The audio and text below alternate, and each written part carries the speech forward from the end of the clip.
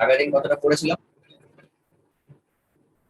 মেন্ডেলিভের ত্রুটিগুলো হয়েছিল, ডিফেক্ট কি কি ছিল, ডিফেক্ট অফ মেন্ডেলিভ।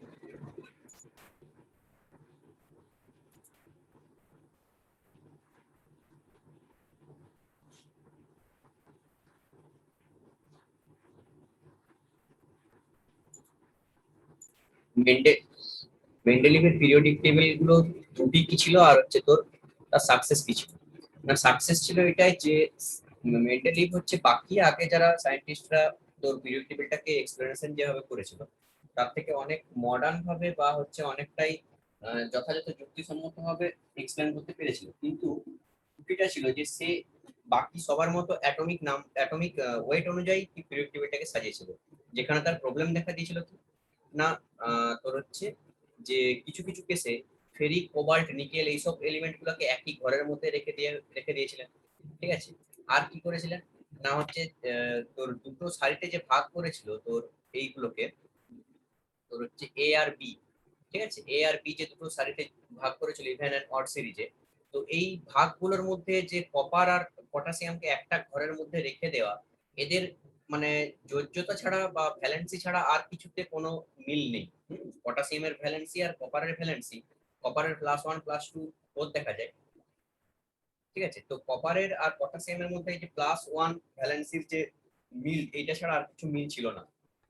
তো এগুলোর ক্ষেত্রে যখন অ্যাটমিক ওয়েট অনুযায়ী বসানো হলো, এরপরে সমস্যা কখন হলো যখন আইসোটোপ, আইসোবার এগুলো আবিষ্কার হলো। আইসোটোপে বলা হয়েছে যে মাস নাম্বারটা আমার ডিফারেন্ট হবে আর অ্যাটমিক নাম্বারটা সেম হবে।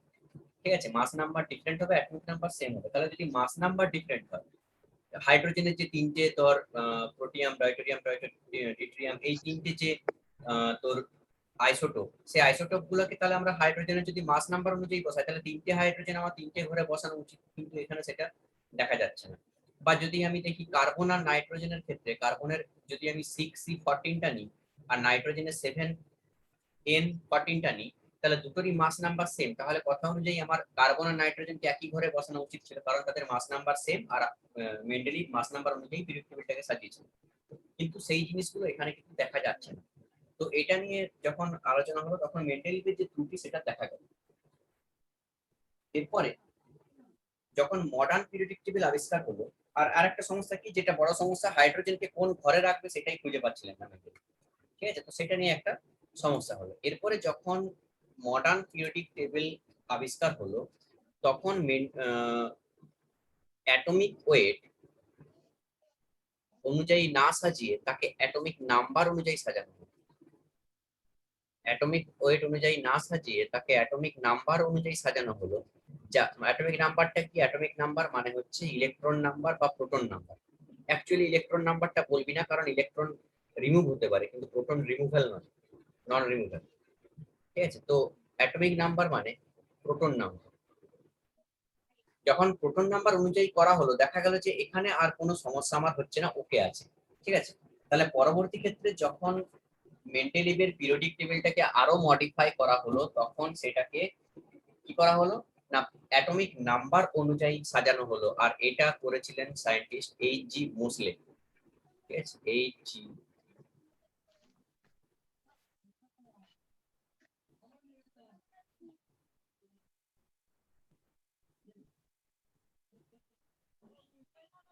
মোসলে। ঠিক আছে, এবারে তোর এটার একটা সুবিধা কি হলো, সুবিধা হলো অ্যাটমিক ওয়েট যেটা সেটা ফ্র্যাকশনে হতে পারে, বা সেটা হচ্ছে তোর ফ্র্যাকশনে হতে পারে বা ভগ্নাংশে হতে পারে। ঠিক আছে, ফ্র্যাকশনে হতে পারে, কিন্তু যেটা অ্যাটমিক নাম্বার সেটা অলওয়েজ হোল নাম্বারে দেখাবে বা পূর্ণ সংখ্যাতে হবে, হোল নাম্বার বা পূর্ণ সংখ্যাতে থাকবে, এটা একটা সুবিধা। তাহলে যদি কোনো ডিজিট পূর্ণ সংখ্যাতে থাকে তাহলে তার ফ্র্যাকশন ওয়াইজ টেবিল কোনো সিস্টেম আসবে না। ঠিক আছে, তো এটা একটা আমার মডিফিকেশনে বেশ গুরুত্বপূর্ণ ব্যাপার যে অ্যাটমিক নাম্বারটা সবসময় পূর্ণ সংখ্যায় থাকে বা হোল নাম্বারে থাকে। এর কারণে কি হয়, তাদের সাজানোর ক্ষেত্রে, পিরিয়ড টেবিলের মধ্যে সাজানোর ক্ষেত্রে এদের ভৌত আর রাসায়নিক ধর্ম ধর্ম যেগুলো হয়, যেগুলো ফিজিক্যাল আর কেমিক্যাল ক্যারেক্টারিস্টিক হয়, সেগুলো কি হয় না তোর হচ্ছে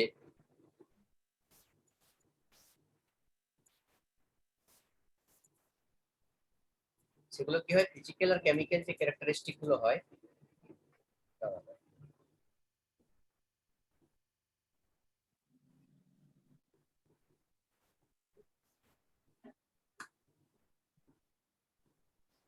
সেগুলো চেঞ্জ হয় ফিজিক্যাল এন্ড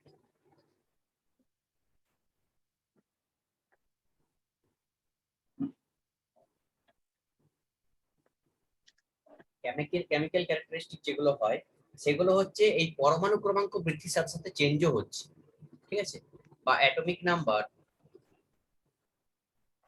ইনক্রিজ করার সাথে সাথে চেঞ্জও হচ্ছে। তো এই সুবিধাগুলো কিন্তু পাওয়া গেল কোথায়, না হচ্ছে পিরিয়ডিক টেবিলের, মডার্ন পিরিয়ডিক টেবিলে, ঠিক আছে, মডার্ন পিরিয়ডিক টেবিলে। এরপরে দেখা যাচ্ছে আর কি কি সুবিধা পাওয়া গেল না, এরপরে চলে আসবি যে হাইড্রোজেনের পজিশন, এটাকে একটা গুরুত্বপূর্ণ জায়গাতে রাখা হলো, ঠিক আছে। হাইড্রোজেনের পজিশনটাকে করা হলো কোথায় না, 1 নম্বর গ্রুপের সঙ্গে হাইড্রোজেনের পজিশনকে ফিক্স করা হলো, ঠিক আছে। তো এই যে কারেকশন গুলো, এগুলো কিন্তু মেন্ডেলিভের একটা বড় সড় ত্রুটি, যেগুলো হচ্ছে মেন্ডেলিভ অ্যাটমিক ওয়েট অনুযায়ী ধরার জন্য ভুলগুলো হয়েছিল। তো এই ভুলগুলো সব এখানে ঠিক হলো, হয়েছে। এবারে মডার্ন পিরিয়ডিক টেবিলের এক্সপ্লেনেশন আমাকে দিতে হবে যে কেমন ভাবে মডার্ন পিরিয়ডিক টেবিলটাকে সাজানো হলো। তাহলে এরপরের টপিক আসবে তার লং পিরিয়ডিক টেবিল বা মডার্ন পিরিয়ডিক টেবিল।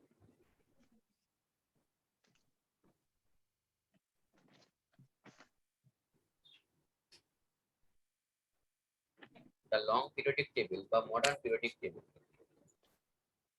ঠিক আছে। তো এখানে কি করা হলো না, এটাকে মেন্ডেলিভ কটা ভাগে ভাগ করেছিল পিরিয়ড টেবিলটাকে, কটা গ্রুপ আর কটা পিরিয়ডে, 8টা তোর হচ্ছে গ্রুপ আর হচ্ছে তোর 6টা পিরিয়ড, তাই তো। তো 8টা গ্রুপ আর 6টা পিরিয়ডে ভাগ করা হয়েছে, কিন্তু মডার্ন পিরিয়ডিক টেবিলকে ভাগ করা হলো 18টা গ্রুপ আর 7টা পিরিয়ডে।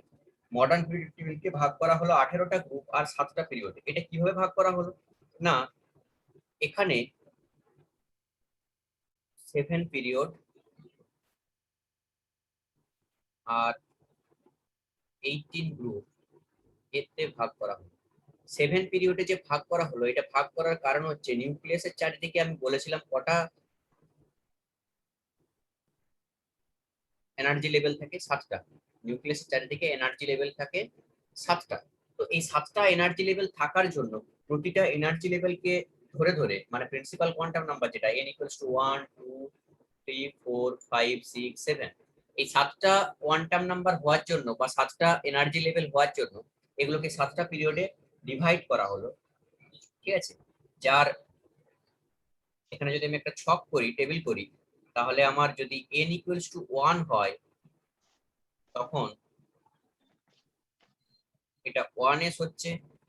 আর এদের এই পিরিয়ডের প্রথম সদস্য হচ্ছে বা প্রথম এলিমেন্ট হচ্ছে হাইড্রোজেন, এন্ড লাস্ট এলিমেন্ট হচ্ছে হিলিয়াম।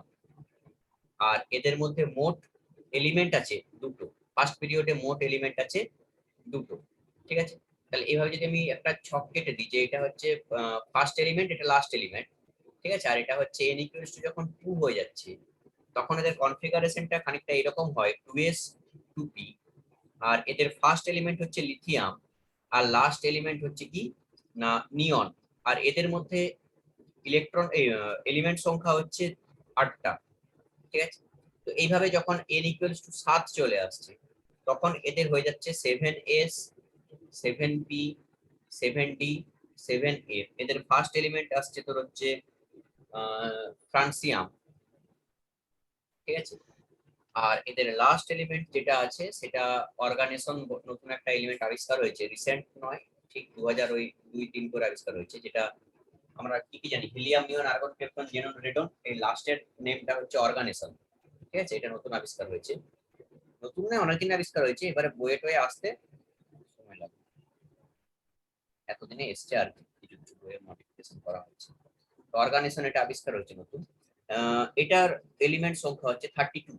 তাহলে আমরা যদি দেখি যে আমাদের এলিমেন্ট গুলো কেমন ভাবে রয়েছে, 2 8 8 18 18 32 32 এইভাবে রয়েছে। প্রথম পিরিয়ডে দুটো, সেকেন্ড পিরিয়ডে 8টা, থার্ড পিরিয়ডে 8টা, ফোর্থ পিরিয়ডে 18 18 32 32 এইভাবে কিন্তু এলিমেন্ট গুলো গোছানো রয়েছে, ঠিক আছে। এবারে গ্রুপ ওয়াইজ যদি আমরা দেখি, যদি আমরা অ্যালং দা গ্রুপ দেখি,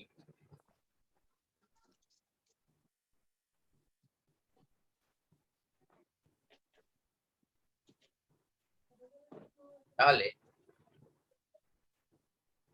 গ্রুপ ওয়ান এর ক্ষেত্রে এলিমেন্ট গুলোকে বলা হয় অ্যালকালি মেটাল।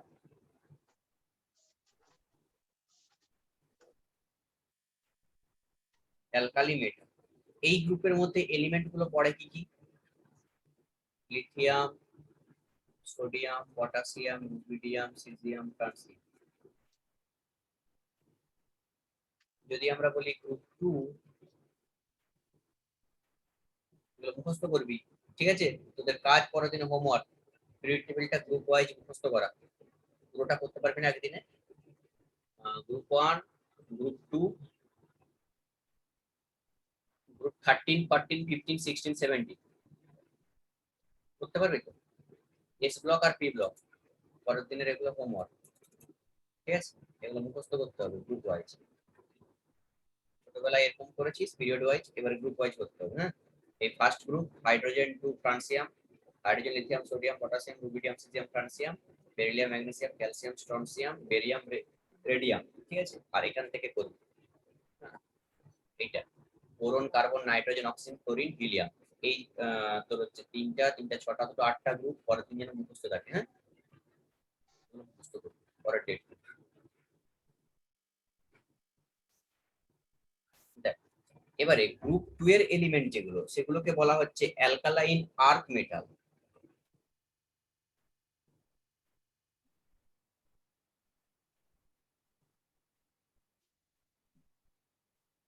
এগুলো সব ধাতু। এর মধ্যে কি কি আছে?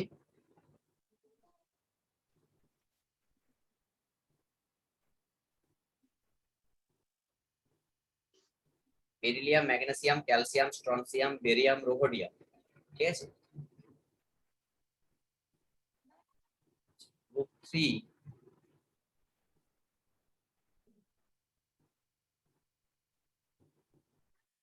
গ্রুপ থ্রি যেটা, গ্রুপ থ্রিটা গ্রুপ থ্রি থেকে গ্রুপ 12 পর্যন্ত, গ্রুপ থ্রি থেকে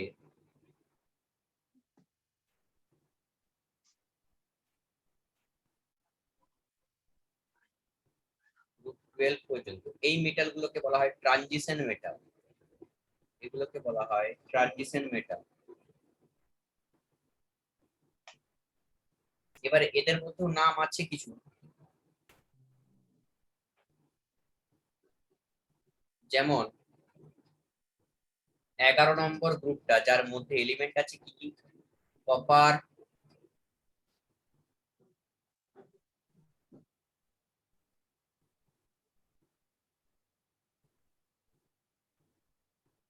কপার আছে, আর কি আছে? তোর হচ্ছে সিলভার আর গোল্ড। কপার, সিলভার, গোল্ড এই এলিমেন্ট গুলোকে বলা হয় কয়েনেজ মেটাল। মানে কয়েনেজ মেটাল কথার মানে কি? স্যার ওই মুদ্রা, ওই ওই হ্যাঁ, ব্যাপার। মুদ্রা ধাতু। হ্যাঁ, হ্যাঁ,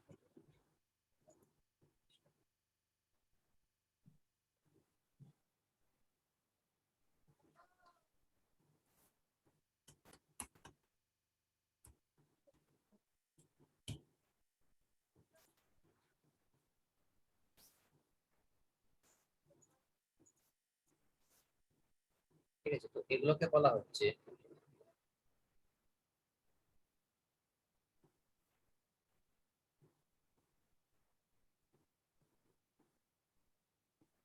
কয়েনেজ মেটাল।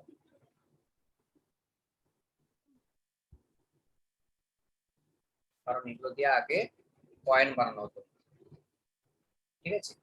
আচ্ছা, তারপরে যদি আমরা আসি group 15, video of video of group 15, তাহলে এগুলোকে বলা হচ্ছে নিকোজেন।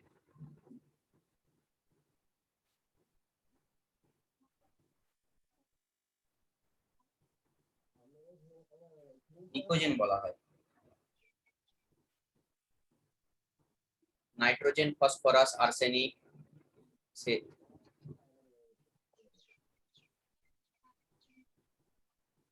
Antimony, bismuth. ঠিক আছে, এরপরে যদি আমরা আসি গ্রুপ 16, এই মেটালগুলোকে বলা হয় চ্যালকোজেন। নিকোজেন, চ্যালকোজেন, ঠিক আছে। এগুলোর মধ্যে কি কি পড়ে?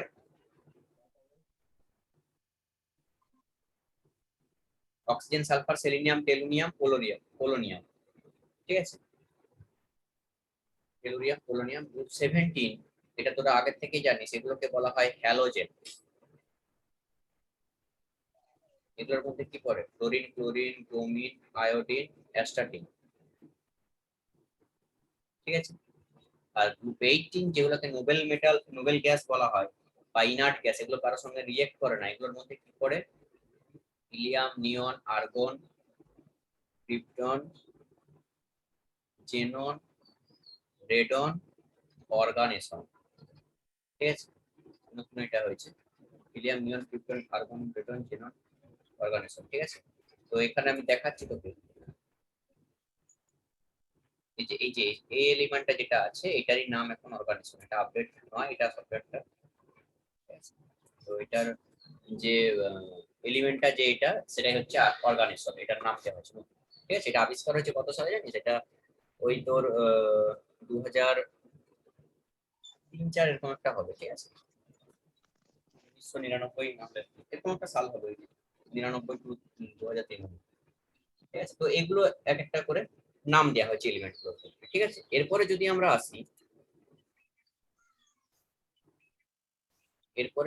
আসি, যে এখানে classification of element in different block, এবারে কি করা হলো না, এই এলিমেন্ট গুলোকে ডিফারেন্ট ব্লকে ক্লাসিফাইড করা হলো।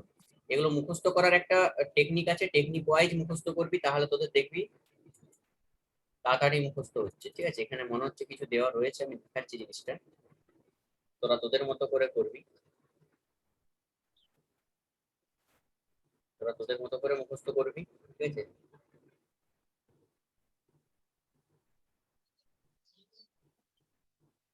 এখানে দেখ কিছু কিছু টেকনিক দেওয়া রয়েছে, মডার্ন পিরিয়ড টেবিল। তো সেই ওয়াইজ এগুলো মুখস্থ করার দায়িত্ব কিন্তু তোদের। এই যে দেখ এগুলো লেখা রয়েছে, দেখ তোর lithium, sodium, potassium, rubidium, caesium, francium, ঠিক আছে। এই যে লিনা কি, রব সে ফরিয়াদ, হ্যাঁ। তো বেটা মাগে কার স্কুটার, বাপ রোয়ে, বাপ রাজি, যা হোক কিছু একটা হয় এগুলো, হ্যাঁ। তো এগুলো দেখবি, আমি পাঠিয়ে দেবো। এই মানে এই নেমিং যেরকম ভাবে লেখা আছে ওইভাবে মনে রাখবি বা ওইভাবে মুখস্থ করবি, না হলে পুরো এলিমেন্ট, সব এলিমেন্ট মনে থাকবে না, ঠিক আছে। বাকি যদি কারো কোনো সিস্টেমেটিক থাকে সে সিস্টেমে মুখস্থ করতে পারিস, কোনো অসুবিধা নেই, মুখস্থ করা নিয়ে কথা। হুম, এলিমেন্ট গুলো, কারণ এগুলো সব ক্ষেত্রে কাজে লাগে। কেন আমরা গ্রুপ ওয়াইজ মুখস্থ করবো? কারণ গ্রুপ ওয়াইজ সবার ক্যারেক্টারিস্টিকটা সেম থাকে, ঠিক আছে। শুধু একটা করে বাইরের কক্ষপথ একটা করে বাড়তে থাকে বা অরবিটাল একটা করে বাড়তে থাকে, আর তাতে ইলেকট্রনের সংখ্যা বাড়তে থাকে, আর কিছু চেঞ্জ হয় না, বাকি সব ক্যারেক্টারিস্টিক এক থাকে, সিমিলারিটি থাকে। এবারে কেমিস্ট্রি মানে এক্সেপশনাল কেস, এবারে এক্সেপশনাল পাবি প্রতিটা এলিমেন্টের মধ্যে, মানে প্রতিটা গ্রুপের মধ্যেই এক্সেপশনাল কিছু কিছু বিহেভিয়ার দেখা যাবে। তো এখানে যদি আমরা লিখি, পয়েন্ট হচ্ছে ক্লাসিফিকেশন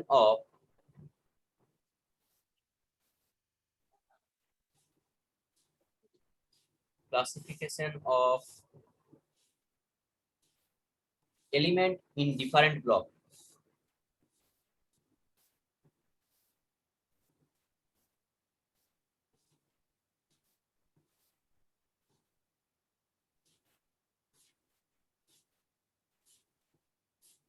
তাহলে কটা ব্লক আছে?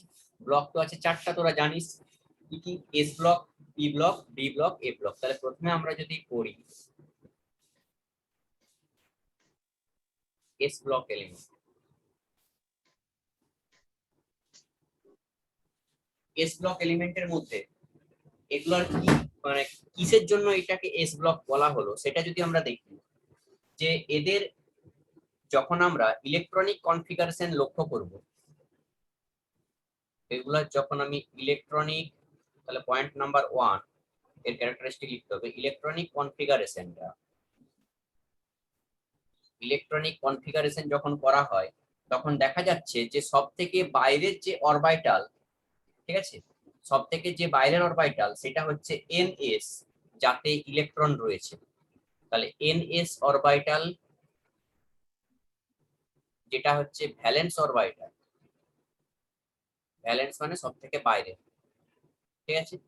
তাহলে যখন ইলেকট্রনকে বিন্যাস করা হলো, ইলেকট্রনকে ভাঙা হলো, দেখা গেল কি না সব থেকে বাইরের অরবিটালটা হচ্ছে এনএস অরবিটাল বা ভ্যালেন্স অরবিটাল, যেখানে ইলেকট্রন প্রেজেন্ট রয়েছে। সেকেন্ড পয়েন্ট, যদি আমরা দেখি এদের ইলেকট্রনিক যে বিন্যাসটা হয় বা ইলেকট্রনিক যে কনফিগারেশনটা হয়, সেটা ম্যাক্সিমাম কেসে এন এস 1 থেকে 2 এর মধ্যে থাকে। এন এস, এস এর তো ম্যাক্সিমাম কটা ইলেকট্রন থাকে? এসে ম্যাক্সিমাম কটা ইলেকট্রন থাকে? 11। 11টা ইলেকট্রন থাকে এসে। না না না না না, সরি সরি, দুটা। হ্যাঁ, দুটো ইলেকট্রন থাকে।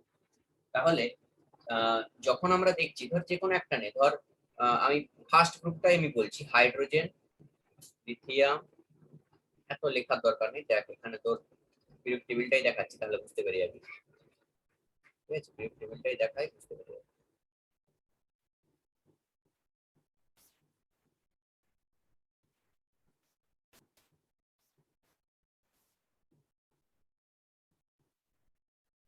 দেখ, hydrogen, lithium, sodium, potassium, rubidium, caesium, francium, এদের ক্ষেত্রে দেখ বাইরের যে অরবিটাল, তাতে দেখ কি আছে এখানে, কনফিগারেশনটা দেখ, বুঝতে পারবি কনফিগারেশনটা কি লেখা আছে,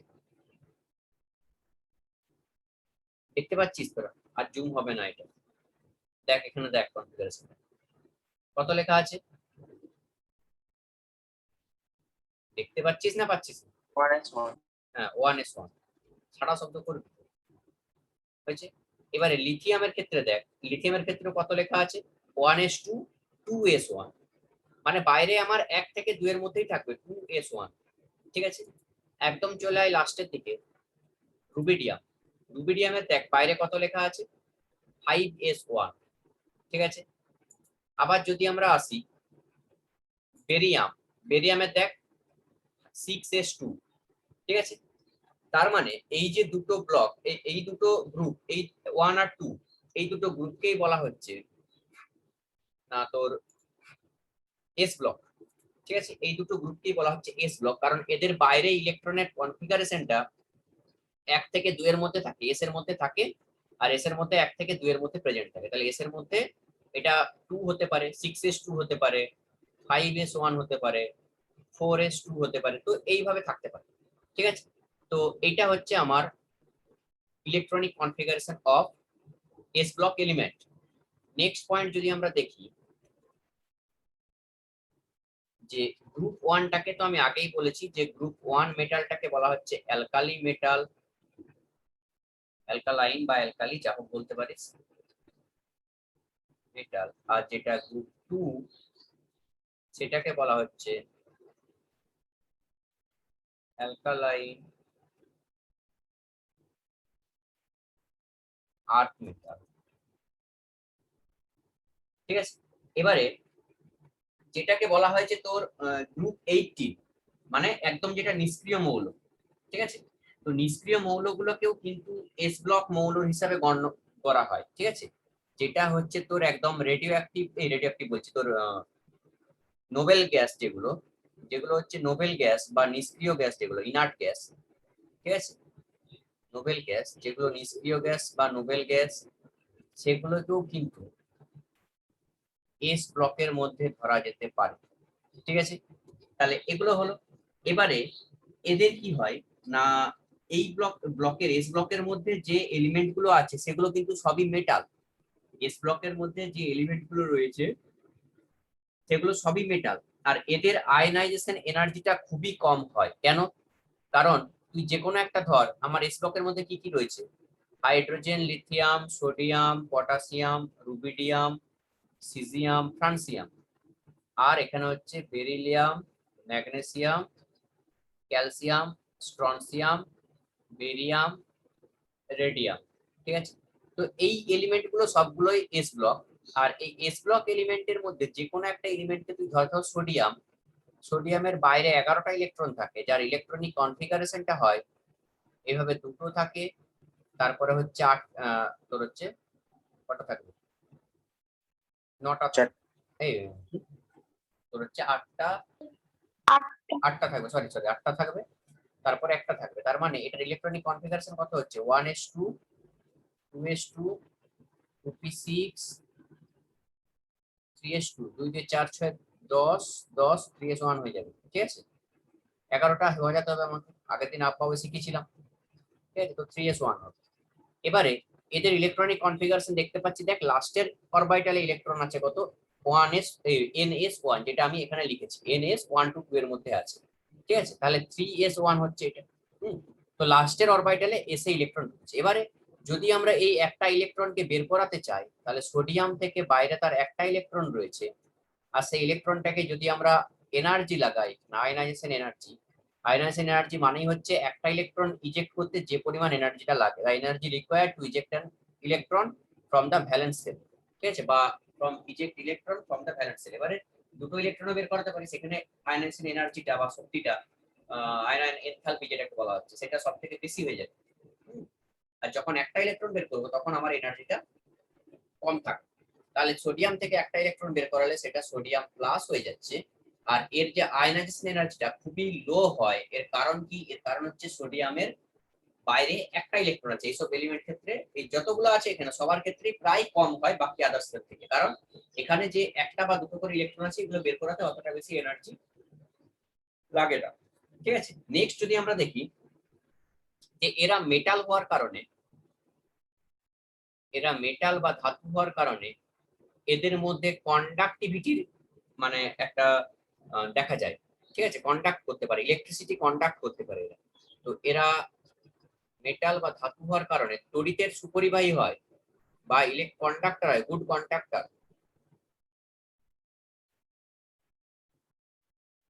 গুড কন্ডাক্টর হয়।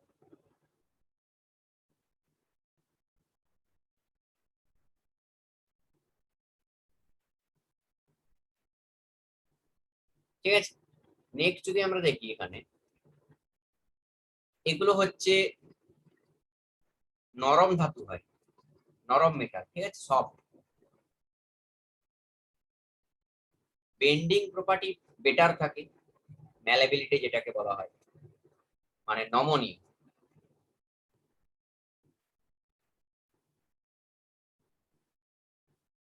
যেটাকে ম্যালেবিলিটি বলা হয়। ঠিক আছে, আর এটাকে ডাক্টিলিটিও বলা হয়, পিটে পিটে ইয়ে করা হয়। ঠিক আছে, যাই হোক, ম্যালেবিলিটি বা হচ্ছে গুড কন্ডাক্টর, সফট, এগুলো এদের মধ্যে দেখা যায়। এর কারণে সোডিয়ামকে ছুরি রাখলে সোডিয়াম কাটা হয়ে যায়। সোডিয়াম হচ্ছে এমন একটা ধাতু, সোডিয়াম পটাশিয়াম এদের উপরে যদি ছুরি রেখে দিস তাহলে সেটা কেটে যাবে।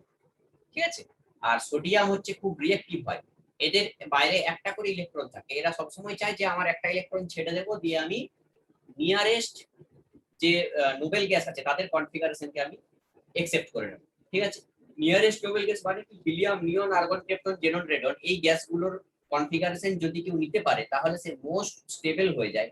তার কারণ কি না, এই যে এলিমেন্ট গুলো রয়েছে হিলিয়াম, নিয়ন, আর্গন, ক্রিপ্টন, জেনন, রেডন, এই গ্যাসগুলো কি হয় না, কারো সঙ্গে রিয়েক্ট করতে চায়, কারো সঙ্গে রিয়েক্ট করতে চায় না।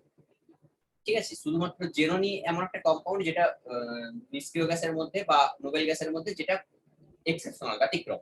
ঠিক আছে, বাকি আদার্স যেগুলো আছে সব সেগুলো কিন্তু কারোর সঙ্গে মিশে করে কারোর সঙ্গে বন্ড করতে চায় না বা কারোর সঙ্গে রিয়েক্ট করতে চায় না।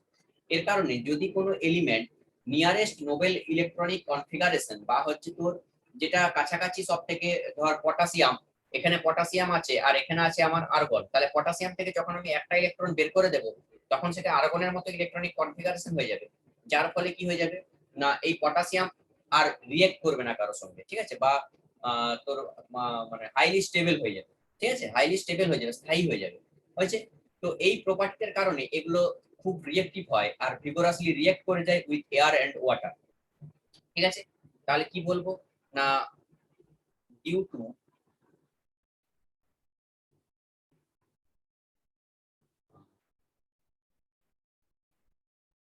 presence of one electron in its outermost orbital, মানে বাইরে একটা বা দুটো ইলেকট্রন থাকতে পারে, তারপরের গুলো ধরলে ঠিক আছে। তো আমি এটাই ধরছি, due to presence of one electron in its outermost orbital, it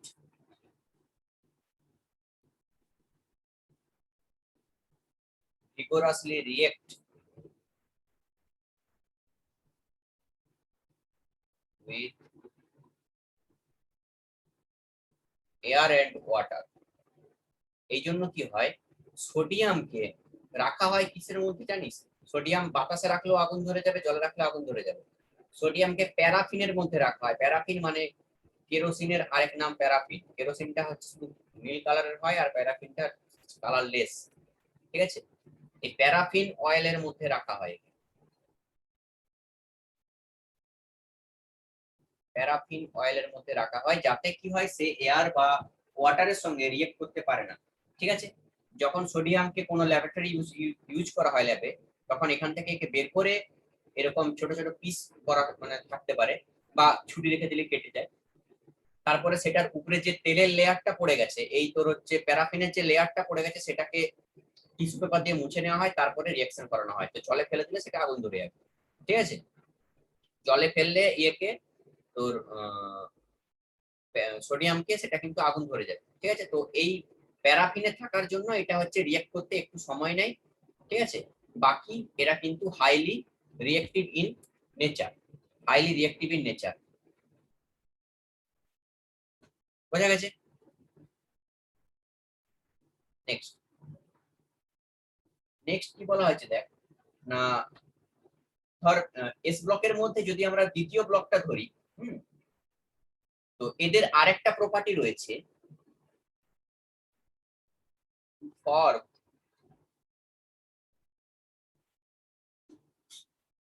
colour. কি হয় দেখ না, আমি সোডিয়ামকেই বলছি, সোডিয়ামের বাইরে একটা ইলেকট্রন থাকায় যখন একে হিট দেওয়া হচ্ছে, তখন এর ইলেকট্রনটা গ্রাউন্ড স্টেট থেকে জাম্প করে কোথায়, এক্সাইটেড স্টেটে। গ্রাউন্ড স্টেট থেকে জাম্প করে এক্সাইটেড স্টেটে, ঠিক আছে। এবার যখন সে আবার ঘুরে ফিরে আসে তার নিজের গ্রাউন্ড স্টেটে, তখন সে কালার শো করে। আমি এটা বারবার বলেছি অ্যাটমিক স্ট্রাকচার পড়ানোর সময়, যে ইলেকট্রন যখন এনার্জি পাবে, তখন সে তার নিজের ঘর থেকে অন্যের ঘরে যাবে। এবারে অন্যের ঘর থেকে যখন নিজের ঘরে আবার ঘুরে আসবে, তখন সে তার কালার শো করবে, ঠিক আছে। সে যে কালারটা রিলিজ করবে, তার কমপ্লিমেন্টারি কালারটা আমরা দেখতে পাবো according to artist field. Okay, then sodium, both group 1 and group 2 elements have 1 and 2 electrons in its outermost orbital, ঠিক আছে। গ্রুপ 1 আর গ্রুপ 2 এলিমেন্ট দুটোরই ক্ষেত্রে কি হয়, একজনের বাইরে একটা ইলেকট্রন আছে, আরেকজনের বাইরে দুটো ইলেকট্রন আছে, হয়েছে। এবারে when the elements are small in size, যখন এলিমেন্ট গুলো ছোট থাকে, যেমন লিথিয়াম, ঠিক আছে। ম্যাক্সিমাম কেসে লিথিয়ামের ক্ষেত্রে অতটা বেশি দেখা যায় না, দেখা যায় কার ক্ষেত্রে, সোডিয়াম, পটাশিয়াম, ঠিক আছে। তারপরে হচ্ছে সিজিয়াম, আর এদিকে তোর বেরিলিয়াম, ম্যাগনেসিয়াম, ক্যালসিয়াম, স্ট্রনসিয়াম, ঠিক আছে, বেরিয়াম, এইগুলোর ক্ষেত্রে দেখা যায়। বেরিলিয়ামে দেখা যায় না, ম্যাগনেসিয়ামে দেখা যায় না, ক্যালসিয়াম, স্ট্রনসিয়াম, বেরিয়াম এইগুলোর ক্ষেত্রে দেখা যায়। তো এখন আমার কোশ্চেন হচ্ছে, why the element small in size, why the group 1 and group 2 element small in size does not show its color? কে বলতে পারবি বল, কেন এলিমেন্টের মধ্যে, যে গ্রুপ 1 গ্রুপের মধ্যে আমি এখানে লিথিয়াম কেন কালার শো করে না, বা বেরিলিয়াম, ম্যাগনেসিয়াম কেন কালার শো করে না, does not show its colour?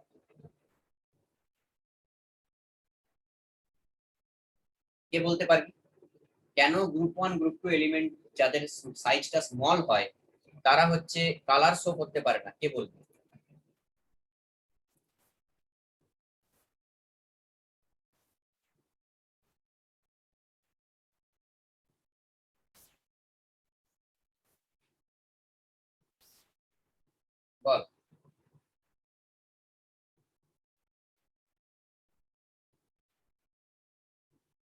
Already ইলেকট্রনটা ছাড়ার প্রবণতাটা কম থাকে, হ্যাঁ, কেন কম থাকে? কারণ ওটা নিউক্লিয়াসের সামনে থাকে, তো কারণ কি প্রোটনের হয়? হ্যাঁ, ঠিক ঠিক বলেছিস। তো ব্যাপারটা কি হয় দেখ না, যেগুলা ছোট সাইজ থাকে যাদের, ধর সোডিয়ামের বাইরে কটা অরবিটাল আছে, এখানে তোর আছে একটা, দুটা, তিনটা। কিন্তু লিথিয়ামের বাইরে কটা আছে? দুটা। লিথিয়ামের বাইরে লিথিয়ামের ইলেকট্রন সংখ্যা কটা? তিনটা। তার মানে প্রথম অরবিটালে হচ্ছে দুটো, তারপরে অরবিটালে হচ্ছে একটা, হয়েছে। তাহলে এখান থেকে এই যে লিথিয়ামের যে নিউক্লিয়াসটা আছে এর সঙ্গে ইলেকট্রনের বাইরের যে ইলেকট্রন তার একটা আকর্ষণ বা অ্যাট্রাকশন ফোর্সটা হচ্ছে হাই। এর ফলে কি হয়, একে ইলেকট্রনটাকে উত্তেজিত করার জন্যও অনেকটা পরিমাণ এনার্জি দরকার হয়, এই জন্য এটা চট করে কালার শো করে না। কিন্তু যখন আমরা সাইজ বড় হয়ে যাচ্ছে তখন নিউক্লিয়াস থেকে ইলেকট্রনের ডিস্টেন্সটা বেড়ে যাচ্ছে, the distance between nucleus and electron and its outermost electron, ঠিক আছে, will be increased, and then there is a maximum chance to excited its state and form a color, ঠিক আছে। তো এটার হচ্ছে গ্রাউন্ড স্টেট থেকে এক্সাইটেড স্টেটে jump করে আর যখন ফিরে আসে তখন সে কালার শো করে। এটাই হচ্ছে আমার যখন সাইজ বড় হচ্ছে তখন একটা প্রবণতা দেখায়, ঠিক আছে। আবার বেশি সাইজ বড় হয়ে গেলে সেটার ক্ষেত্রে অসুবিধা হয়। কি অসুবিধা হয়? একদম ফ্রান্সিয়াম ফ্রান্সিয়াম এগুলো আমি লিখছি না, বেশি যখন সাইজ বড় হয়ে যাচ্ছে তখন সেই ইলেকট্রনটাই আনস্টেবল, ঠিক আছে। যখন ধর ফ্রান্সিয়াম তার বাইরে এরকম অনেকগুলো অরবিট আছে, ঠিক আছে, একদম 7 নম্বর যে কক্ষপথ সেখানে গিয়ে আমার ইলেকট্রন আছে, তাহলে এই ইলেকট্রনটা নিউক্লিয়াস থেকে এতটাই দূরে আছে যে এদের মধ্যে আকর্ষণ যে ক্ষমতাটা সেই ক্ষমতাটা একবারে লো। তার ফলে এই ইলেকট্রন সবসময় এখানে অ্যাভেলেবেলই থাকে না, হয়তো কারোর সঙ্গে রিয়েক্ট করে যায়, বাতাসে রিয়েক্ট করে যায়, অ্যাভেলেবেল থাকে না, ঠিক আছে, হুস করে বেরিয়ে যায়, হুস করে কখন চলে আসে, ঠিক আছে। তো এই জিনিসটা একে ধরা যায় না। তো এই জন্য সবসময় মিডিয়াম যে এলিমেন্ট গুলো থাকে বা মিডিলে যে এলিমেন্ট গুলো থাকে সেই এলিমেন্ট গুলোই কিন্তু কালার শো করতে সক্ষম হয়, ঠিক আছে। এই জিনিসগুলো খেয়াল রাখবে। আচ্ছা, এবারে দেখ না, সোডিয়াম, পটাশিয়াম, ক্যালসিয়াম, স্ট্রনসিয়াম আর হচ্ছে বেরিয়াম, এগুলো এবারে কি কালার শো করে সেটা আমাকে দেখতে হবে। না ল্যাবরেটরিতে একটা টেস্ট করা হয়, তোরা ল্যাবে টেস্ট করার আগে আমি বলে দিচ্ছি, এখানে থাকলে হয়তো আমি দেখাতাম চেক করে। একটা অয়ার পাওয়া যায়, তাকে বলা হয় প্ল্যাটিনাম অয়ার।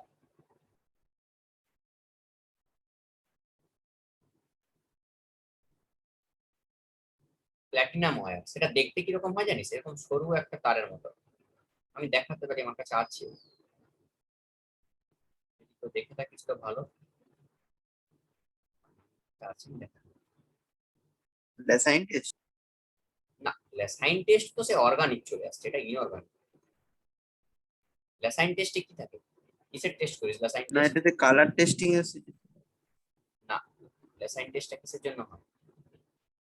নাইট্রোজেন আর কি হচ্ছে, নাইট্রোজেন থাকলে ম্যাক্সিমাম ল্যাসাইন টেস্ট, সালফার থাকে আর একটা কি একটা থাকে, নাইট্রোজেন সালফার আর একটা কি থাকে, তো এটা হচ্ছে কেরোসিনের মতো কালারটা আসে। প্রথমে সোডিয়ামকে ফিউশন টিউব বলা হয় এগুলোকে, হ্যাঁ, এগুলোকে ফিউশন টিউব বলা হয়, ছোট ছোট টেস্ট টিউবের মতো।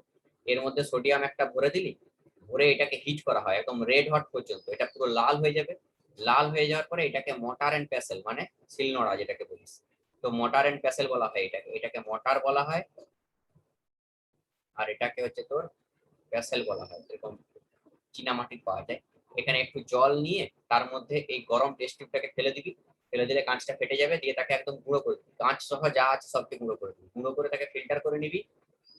ফিল্টার করে ওই ফিল্ট্রেটটা দিয়ে কি কি কম্পাউন্ড গুলো আছে মেশাতে হয়, ভুলে গেছি, মনে নেই এবার, তো সেগুলোকে ওখানে মেশালে সেখানে কেরোসিন কালার দেয়, মানে সোডিয়াম এই কেরোসিনের মতো কালারটা দেয়, ঠিক আছে। তো এটা কি বলা হচ্ছে ল্যাসাইন টেস্ট। নাইট্রোজেন থাকলে কেরোসিনের মতো প্রুসিয়ান ব্লু কালার দেয়, আর সালফার থাকলে ব্ল্যাক কালার দেয়, আর একটা ক্লোরিন থাকে। নাইট্রোজেন, সালফার আর ক্লোরিন, এই তিনটে টেস্টের জন্য ক্লোরিনই মনে হচ্ছে তিনটে টেস্টের জন্য ল্যাসাইন টেস্ট করা হয়, ঠিক আছে। তো এটা আমি বলছি না, আমি বলছি কি না, এটা অর্গানিকের পার্ট চলে আসছে, নাইট্রোজেন ঢোকা মানে অর্গানিক পার্ট। আমি এখানে ইনঅর্গানিক পার্ট বলছি যে আমার প্ল্যাটিনাম ওয়্যারটাকে একটা প্লেটের মধ্যে HCl নেওয়া হয়, ওয়াচ ক্লাস, এটাকে ওয়াচ ক্লাস বলে, ঠিক আছে। তো এর মধ্যে একটু কনসেন্ট্রেট HCl নেওয়া হয়,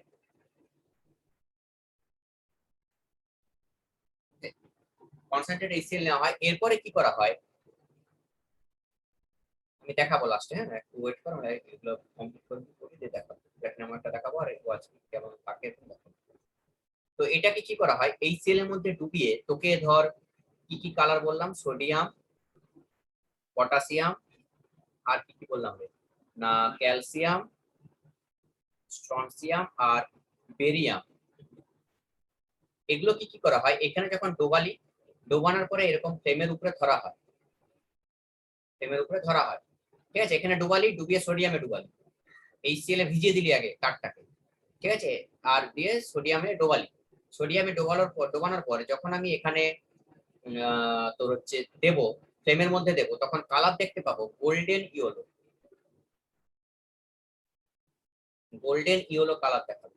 তখন বুঝে নিতে হবে যে সোডিয়াম থাকে, মানে এগুলোর অ্যাকচুয়ালি কাজ কি জানিস, তোকে এরকম মিক্সচার দিয়ে দিবে, ধর পটাশিয়াম ক্লোরাইড আর হচ্ছে সোডিয়াম ব্রোমাইড, এই দুটো সল্ট কে মিশিয়ে দিছে তোকে, একদম মানে সল্ট কম্পাউন্ড কি বুঝতে পারবি, সাদা রঙের দুটোই দেখতে, তোকে একটা মিশিয়ে এক জায়গায় দিয়ে দিছে এভাবে। এবারে তোকে টেস্ট করতে হবে এখান থেকে যে এর মধ্যে কি কি রেডিকেল রয়েছে, মানে কি কি হচ্ছে তোর এলিমেন্ট গুলো রয়েছে, কি কি কম্পাউন্ড রয়েছে। এর মধ্যে পটাশিয়াম আছে টেস্ট করে পেলাম, সোডিয়াম আছে টেস্ট করে পেলাম, ক্লোরিন পেলাম, ব্রোমিন পেলাম, ঠিক আছে। যখন তুই চারটে এইভাবে পেয়ে যাবি, তুই তো কম্পাউন্ড পাবি না, তুই এরকম চারটে টেস্ট পাবি যে পটাশিয়াম থাকতে পারে, সোডিয়াম থাকতে পারে, ক্লোরিন থাকতে পারে, ব্রোমিন থাকতে পারে। এবারে তোকে প্রবাবল কম্পোজিশন লিখতে হবে যে কোনটা হতে পারে, পটাশিয়াম ক্লোরাইড প্লাস সোডিয়াম ব্রোমাইডও থাকতে পারে, বা পটাশিয়াম ব্রোমাইড আর সোডিয়াম ক্লোরাইডও থাকতে পারে, এগুলো তোকে গেস করতে হবে। তার মানে এই টেস্টগুলো করতে হবে, তোরা হায়ার ক্লাসে গ্রাজুয়েশনে এগুলো করবি, ঠিক আছে। যে সল্টের মিক্সার দিয়ে দিবে তোকে, এবার সেখান থেকে তোর হচ্ছে তোদের আর পাবি না, এখন নতুন সিলেবাস হয়ে গেছে, তো তোদের এই এই প্র্যাকটিক্যাল মনে হয় উঠিয়ে দিয়েছে, ঠিক আছে। এগুলো আমরা করেছি, নতুন যারা সেমিস্টারে এখন ভর্তি হবি তাদের আর পাবি না, আমরা ওল্ড সিলেবাস ছিলাম তো, আমরা করেছি। যাই হোক দেখ, তো এখানে কি করা হচ্ছে না, এই পটাশিয়াম,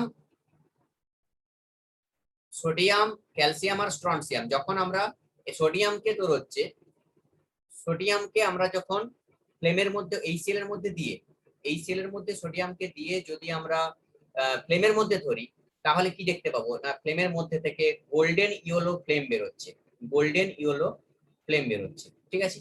যদি সেম ভাবে পটাশিয়ামটাকে আমরা HCl এর মধ্যে এটাকে ডোবালাম, দিয়ে পটাশিয়ামে ডুবিয়ে যদি আমরা ফ্লেমে ধরি, তাহলে এখানে ভায়োলেট ফ্লেম দেখতে পাবো। কি ফ্লেম দেখতে পাবো? ভায়োলেট, ঠিক আছে। সেম জিনিস যদি আমরা করি ক্যালসিয়ামের ক্ষেত্রে, তাহলে ক্যালসিয়ামের ক্ষেত্রে দেখতে পাবো কি, তোর হচ্ছে ক্রিমসন রেড, ক্রিমসন রেড। আর স্ট্রনসিয়ামের ক্ষেত্রে দেখতে পাবো ব্রিক রেড। এই দুটো কালার খুব সুন্দর দেখতে হয়, এটা ইটের মতো কালার দেখাবে, ব্রিক রেড মানে ইটের মতো, আর এটা ক্রিমসন রেড তার থেকে একটু কমা কালারটা হবে, ঠিক আছে, মানে আহ, এই টাইপের কালারটা দেখতে পাবে, এই টাইপের কালারটা, এই টাইপের কালারটা দেখা যাবে, লালও নয় ঠিক এটাও নয়। তো ব্যাপারটা হচ্ছে তোর এখানে যেটা রয়েছে যে ক্রিমসন রেড আর ব্রিক রেড, এই ক্যালসিয়াম আর স্ট্রনসিয়াম এই দুটোর মধ্যে খুব কনফিউশন হয়। এর ক্ষেত্রে একটাই বোঝার উপায় আছে যে স্ট্রনসিয়ামের কালারটা স্টে করবে কিছুক্ষণ, স্ট্রনসিয়ামের কালারটা স্টে করবে কিছুক্ষণ, কিছুক্ষণ থাকবে, কিন্তু ক্যালসিয়ামের কালারটা আসবে সঙ্গে সঙ্গে চলে যাবে, ঠিক আছে। তো এইভাবে তোকে বোঝা যায়। এখান থেকে যদি আমরা ধরি ক্রিমসন রেড এর কালারটা হচ্ছে ঠিক এরকম টাইপের, এরকম টাইপের কালার, ঠিক আছে, ক্রিমসন রেড। যাও, তো এই হচ্ছে আমার টেস্ট গুলো হয় এখানে। আর বেরিয়ামের কি দেখতে পাওয়া যায়, বেরিয়ামের হচ্ছে গ্রিনিশ ইয়েলো, মানে যেটা পেয়ারা, যে পেয়ারা গুলো পাকা বর্ণ ধরতে আরম্ভ করে সেরকম যে কালারটা হয়, না গ্রিন না ইয়েলো, সেরকম কালারটা হয় গ্রিনিশ ইয়েলো, ঠিক আছে। তো এগুলো হচ্ছে আমার কি না যে টেস্ট গুলো হয় প্ল্যাটিনাম আয়ার দিয়ে যদি আমরা টেস্ট করি, তখন আমরা এই টেস্ট গুলো দেখতে পাবো। এর একটাই কারণ যে এর মধ্যে যে আউটার মোস্ট ইলেকট্রনিক কনফিগারেশনে যেখানে একটা দুটো করে ইলেকট্রন রয়েছে, সেই ইলেকট্রন গুলো when it get absorb energy it excited to its higher state and when it's return to its ground state then it show its color, ঠিক আছে। তাহলে যখন ইলেকট্রনটাকে আমি এক্সাইটেড করছি তখন সেটা এক্সাইটেড স্টেটে উঠছে, আর যখন ফিরে আসছে তখন সেটা কালার শো করছে, ব্যাস নরমাল জিনিস, ঠিক আছে। নেক্সট টপিক আমাদের কি বলতে হবে, প্লাটিনামের তারটা কেন নেওয়া হলো? প্ল্যাটিনামের তারটা নেওয়া কারণ হচ্ছে কি, প্ল্যাটিনাম চট করে রিয়েক্ট করে না, ঠিক আছে। না হলে যদি আমার সোডিয়ামকে রিয়েক্ট করা থেকে প্ল্যাটিনামই রিয়েক্ট করে যায়, তাহলে কি আমার ফরমেশন হবে না? তুই হাত দিয়ে টেস্ট করবি বল ফ্লেমটা, ব্যাপারটা বুঝতে পারলি? হ্যাঁ বুঝলাম। হ্যাঁ, প্ল্যাটিনামকে কি বলা হয় বল দেখি? ওগুলাকে নোবেল নোবেল মেটাল বলা হয়, বুঝতে পারলি? প্ল্যাটিনাম বা হচ্ছে তোর গোল্ড, এগুলোকে নোবেল মেটাল মেটাল বলা হয়। নোবেল গ্যাস কি হয়, চট করে কারোর সঙ্গে রিয়েক্ট করে না। তো প্ল্যাটিনাম, গোল্ড আর এইচজি, না এইচজিটা নয়, প্ল্যাটিনাম আর গোল্ড, এগুলোকে বলা হয় নোবেল মেটাল, মানে এগুলো নোবেল গ্যাসের মতনই চট করে কারোর সঙ্গে রিয়েক্ট করতে চায় না। তুই গোল্ডও নিতে পারত। গোল্ড হাইলি এক্সপেন্সিভ হয়ে যেতে পারে, ঠিক আছে, সেই জন্য হয়তো আচ্ছা। নেওয়া হয় না। আর গোল্ড HCl এর সঙ্গে রিয়েক্ট করে যায়, এটাই সমস্যা। হ্যাঁ। গোল্ড গোল্ড কারোর সঙ্গে রিয়েক্ট করে না, কিন্তু HCl এর সঙ্গে রিয়েক্ট করে যায়। গোল্ডকে যখন HCl এ দিবি, ঠিক আছে, অরাইড আয়ন তৈরি করে, AuCl তৈরি করে, AuCl তৈরি করে, হ্যাঁ, Au+Cl-। এটা এমন একটা গোল্ড হচ্ছে, সোনা কেন গয়না হিসেবে পরা হয়, তুই তো লোহার গয়নাও করতে পারিস, বা হচ্ছে তো তামার গয়নাও, তামার তারও গলায় ঝুলিয়ে নিতে পারিস। সোনাটাকে কেন ইউজ করা হয়? কারণ সোনা জল, বৃষ্টি, ঝড়, মেঘ কোথাও রিয়েক্ট করে না কারোর সঙ্গে, ঠিক আছে। আর সেই জন্যই কি করা হয়, কিন্তু HCl এর সঙ্গে রিয়েক্ট করে যায়, HCl এর সঙ্গে রিয়েক্ট করে বলে তোর হচ্ছে অরাইড আয়ন বলা হয়, এটা অরাইড, ঠিক আছে। তো এই অরাইড আয়ন ফরমেশন করে, হ্যাঁ, এইটাই হচ্ছে এর, এই যে যেটা বলে সোনার জল ধরানো হচ্ছে, সোনার জল ধরানো হচ্ছে মানে কি হচ্ছে বলতে কি, অ্যাসিড জল দিয়ে সেটাকে উপরে যে, সোনার জল আসলে ধরায় না, সোনার উপরে যে দাগ ফাগ গুলো পড়ে যায় সেই দাগ দূর করার জন্য বলে সোনার জল ধরাচ্ছে, জল ফল ধরায় না, এই অ্যাসিডটা দিয়ে এর উপর থেকে একটু ধুয়ে দেয়, তাহলে কি হয়, ওই সোনার উপরের লেয়ারের সোনাটা রিয়েক্ট করে যায় আর সেটা সহ উঠে যায়, পরিষ্কার থাকে। তুই ভাবিস যে আমার উপরে সোনা লেপে দিচ্ছে, সোনা লেপছে না, সোনা হচ্ছে তোর তোর ইয়ে করছে, ওখান থেকে জল দিয়ে ধুয়ে দিচ্ছে ওটা, ঠিক আছে। আর একটা হয় বোরাক্স বিড বলে, সেটা 11 শেষের দিকে আছে, যেটা সোহাগা বলা হয়, সেটা সোনার সঙ্গে ইয়ে করা যেতে পারে, মানে লেপন দেওয়া যেতে পারে, ঠিক আছে। বোরাক্স বিড, সোডিয়াম টেট্রাবোরেট বলা হয়, ঠিক আছে? সেগুলো আছে, পরে পরে পড়বি, এখন দরকার নেই। এখন যেটা আছে দেখ, এস ব্লক এলিমেন্টে আছে, লাস্টের দিকে পড়াবো। দেখ, নেক্সট টপিক আছে কি, তাহলে বেরিলিয়াম, ঠিক আছে, বেরিলিয়াম আর ম্যাগনেসিয়াম ছাড়া অপর এস ব্লকগুলি শিখাই, বর্ণ দেখায়, ঠিক আছে। বেরিলিয়াম আর ম্যাগনেসিয়াম দেখায় না, ক্যালসিয়াম, স্ট্রনসিয়াম, বেরিয়াম এগুলো হচ্ছে ফ্লেম টেস্টে পাস করে, ঠিক আছে। কেন? কারণটা হচ্ছে কি না, যেটা হচ্ছে তোর বেরিলিয়াম আর ম্যাগনেসিয়ামের আকারটা ছোট হয় বাকি এলিমেন্ট গুলোর থেকে, এর কারণে তাদের আয়নাইজেশন পটেনশিয়ালটা হাই হয়, ঠিক আছে। এর ফলে তাদের এনাফ এনার্জি পায় না, যেটা তাদের লাগে একটা ইলেকট্রনকে এক্সাইটেড করার জন্য, ঠিক আছে। এই কোশ্চেনটা ইম্পর্টেন্ট, যে আসে why others s block element without beryllium and magnesium show color when do flame test, ঠিক আছে। যখন ফ্লেম টেস্ট করা হয় তখন বেরিলিয়াম আর ম্যাগনেসিয়াম বাদ দিয়ে বাকি এলিমেন্ট গুলো কেন ফ্লেম দেখায়, ঠিক আছে। এই কোশ্চেনটা ইম্পর্টেন্ট কোশ্চেন, তোদের বইয়ে আছে, ঠিক আছে, টেক্সট বুকে আছে, বেঙ্গলি করে টেক্সট বুকে আছে, ঠিক আছে। তো বাকিটাও পড়বি। এবারে আসছি পি ব্লক এলিমেন্ট।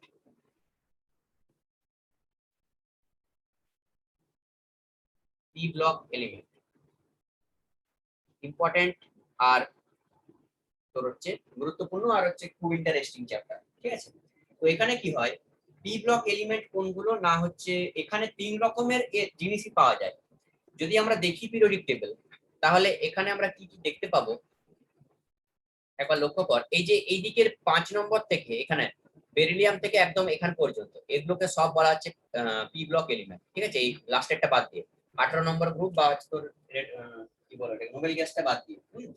তো এই যে এখানে যেগুলো রয়েছে এখান থেকে একদম তোর হচ্ছে নিচ পর্যন্ত, এগুলোকে বলা হচ্ছে তোর পি ব্লক এলিমেন্ট। এর মধ্যে একটা বিশেষত্ব হচ্ছে কি না, এর মধ্যে তোর মেটাল, নন মেটাল আর মেটালয়েড 3টে জিনিসই দেখা যায়। কিভাবে দেখা যাবে দেখ, এখানে দেখ মেটাল কোনটা, মেটাল হচ্ছে তোর এই যে টিন, লেড, ঠিক আছে, ইন্ডিয়াম, এগুলো সব মেটাল। অ্যালুমিনিয়াম, বোরন, এগুলো বোরন নয়, aluminium, gallium, indium, tin, lead.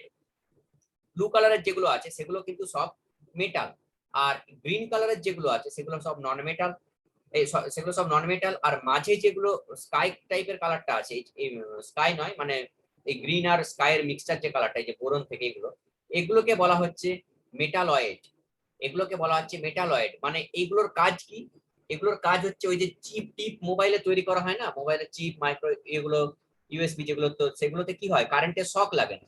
কেন লাগে না? কারণ ওগুলো হচ্ছে দুটো টাইপের মিক্সচার করে তৈরি করা হয়, ঠিক আছে। আর ওগুলোতে মেটালয়েড মানে good not a good conductor not a bad conductor, এটা হচ্ছে মোটামুটি একটা কন্ডাক্টর। এই জন্য এতে কন্ডাক্ট করে ঠিকই, কিন্তু কোনো শক টক বাইরে থেকে লাগে না। কিন্তু সেই জায়গায় যদি আমি কপারের ওয়্যারকে কারেন্টের তারে মানে কারেন্টের পোর্টে ঢুকিয়ে হাত দিই, তাহলে আমার কিন্তু সেখানে শক লাগবে, ঠিক আছে। তো এই ব্যাপারগুলো আমাকে দেখতে হবে। যদি মেটালকে আমরা কারেন্টের ইউজ করি ইলেকট্রিসিটি ক্যারি করার জন্য, তাহলে সেটা একটা গুড কন্ডাক্টর, এই জন্য আমাদের সেখানে শক লাগার চান্স থাকে। কিন্তু যেগুলো মেটালয়েড সেগুলো ক্যারি করে, বাট ছোটখাটো ইনফরমেশন বা কিছু এগুলোর জন্য ইউএসবি বা তোর হচ্ছে চিপ টিপ এইসব জিনিস ইউজ করার জন্য আমাদের এই boron, silicon, germanium, arsenic, tin এইগুলোকে ইউজ করা হয়। আবার তোরা ফিজিক্সেও পড়বি, সেমিকন্ডাক্টর যেগুলো রয়েছে সেগুলো এখানের মধ্যেই ধরা হয়, মেটালয়েড থেকে ধরা হয়। সেমিকন্ডাক্টর পড়বি তোরা, ঠিক আছে, ফিজিক্সে রয়েছে। তোর হচ্ছে গ্রুপ 15 গ্রুপ 13 এগুলোকে মিশিয়ে ফিশিয়ে করে বানানো হয়, হ্যাঁ, এগুলো পড়বি, ফিজিক্সে আছে, ঠিক আছে। তারপরে দেখ এখানে আর কি কি টপিক আছে না, পি ব্লক এলিমেন্টদের ক্ষেত্রে আরেকটা যে বিশেষত্ব হচ্ছে যে এই এলিমেন্ট গুলো ম্যাক্সিমাম কেসে কোভ্যালেন্ট বন্ড ফরমেশন করে। হোয়াট ইজ কোভ্যালেন্ট বন্ড সেটা কেমিক্যাল বন্ডিং এ পড়বো। এখন মোটামুটি একটা আইডিয়া তোদের আছে যে কোভ্যালেন্ট বন্ড মানে হচ্ছে যারা by sharing electron bond formation করে, ঠিক আছে। বাই শেয়ারিং ইলেকট্রন যারা বন্ড ফরমেশন করে তাদেরকে কোভ্যালেন্ট বন্ড বলে। মানে একটা এলিমেন্ট দুটো ইলেকট্রন শেয়ার করলো এখানে, আর একটা এলিমেন্ট দুটো ইলেকট্রন শেয়ার করলো এখানে। এবারে এখানে যে চারটা ইলেকট্রন ফরমেশন হচ্ছে, এই চারটা ইলেকট্রনের মানে তোর হচ্ছে কি বলবো, এই চারটা ইলেকট্রনের মানে তোর ভাগটা নিতে পারবে, এও নিতে পারবে আর এও নিতে পারবে। এই চারটা ইলেকট্রনকে এও গ্রহণ করতে পারে বা এও গ্রহণ করতে পারে, এটাই হচ্ছে বাই শেয়ারিং ইলেকট্রন, এটাকে বলা হচ্ছে কোভ্যালেন্ট বন্ড, ঠিক আছে। আর এরা কি হয়, পি ব্লক এলিমেন্ট গুলো ম্যাক্সিমাম কেসে কোভ্যালেন্ট বন্ড ফরমেশন করে, কারণ এরা হচ্ছে আয়নিক ইন নেচার হয় না, বা এদের কোনো ইলেকট্রন ছাড়ার বা দান করার প্রবণতা দেখায় না। এক্সেপশনাল শুধুমাত্র হ্যালোজেন যে গ্রুপগুলো হয় সেগুলো আয়নিক বন্ড ফরমেশন করতে সক্ষম হয়। হ্যালোজেন যে গ্রুপের এলিমেন্ট গুলো হয় সেগুলো আয়নিক বন্ড ফরমেশন করতে সক্ষম হয়, যেগুলো ফ্লোরিন, ক্লোরিন, ব্রোমিন, আয়োডিন এইগুলো। যেমন সোডিয়াম ক্লোরাইড তৈরি করছে, সোডিয়াম কি করবে, একটা ইলেকট্রন ছাড়ার প্রবণতা দেখায় তাই তো প্লাস হয়, আর ক্লোরিন একটা ইলেকট্রন গ্রহণ করার প্রবণতা দেখায় তাই মাইনাস হয়। তখন এটাকে বলে দিচ্ছে আয়নিক কম্পাউন্ড। আয়নিক কম্পাউন্ড মানে যেখানে টোটালি ডোনেট অর একসেপ্ট, ঠিক আছে। ইলেকট্রনকে হয় ডোনেট করবে না হলে একসেপ্ট করবে, নট শেয়ার করবে না সে কেউ, ঠিক আছে। হয় টোটালি দান করে দিবে বা টোটালি গ্রহণ করে নেবে, ঠিক আছে। এটাই হচ্ছে আয়নিক বন্ড। আর কোভ্যালেন্ট বন্ড হচ্ছে by sharing electron, form a bond by sharing electron, ঠিক আছে। ইলেকট্রন শেয়ার করে আর বন্ড ফরমেশন করছে। এবারে কি বলা হচ্ছে না, এই যে তোর পি ব্লকের এলিমেন্ট এরা কালারফুলও হতে পারে, ঠিক আছে। পি ব্লক এলিমেন্ট যেগুলো হয় সেগুলো কালারফুল হতে পারে বা কালারলেসও হতে পারে, ঠিক আছে। তো কালারফুল রঙিন যেটা, আর একটা হচ্ছে বর্ণহীন, দু রকমের কম্পাউন্ড কিন্তু এরা গঠন করে, ঠিক আছে। আর এদের ইলেকট্রনিক কনফিগারেশন দেখা যাচ্ছে কি না, এদের বাইরের আউটার মোস্ট অরবিটালে পি অরবিটালে ইলেকট্রন থাকার জন্য এদেরকে আমরা বলছি কি না পি ব্লক এলিমেন্ট। যদি আমরা দেখি গ্রুপ 13, গ্রুপ 14, গ্রুপ 15, 16, 17, 18, 13 এ কি কি রয়েছে, 13 এ রয়েছে boron, aluminium, gallium, indium, thallium, ঠিক আছে। আচ্ছা এখানে রয়েছে আসি গেলে সানাই পাবি, carbon, silicon, germanium, tin, lead, ঠিক আছে। তারপরে হচ্ছে তোর এগুলো মুখস্থ করবি তোরা, তোদের যে পারিস কোড ল্যাঙ্গুয়েজ দিয়ে।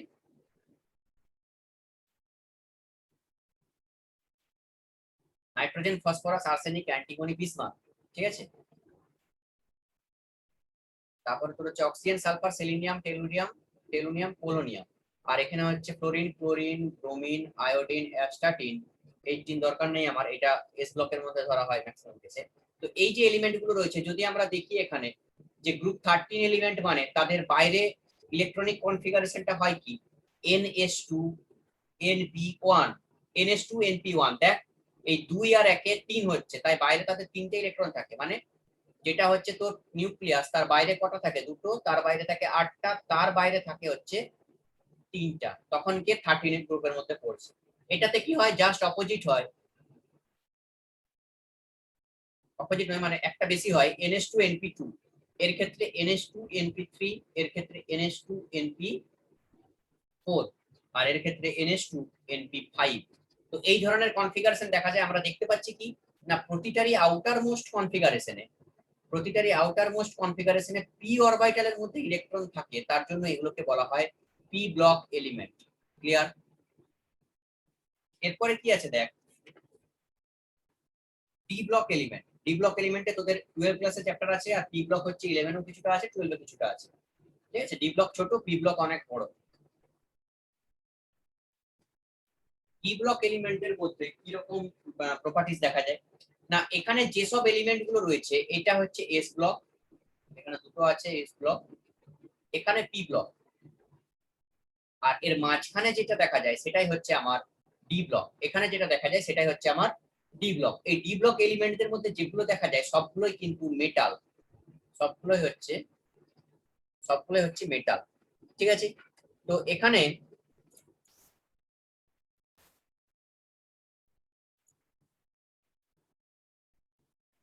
কি হচ্ছে দেখ না, এই মেটাল গুলোর মধ্যে একটা সমস্যা বা একটা গুরুত্বপূর্ণ জিনিস হচ্ছে যে এই মেটাল গুলার ভ্যারিয়েবল ভ্যালেন্সি দেখা যায়।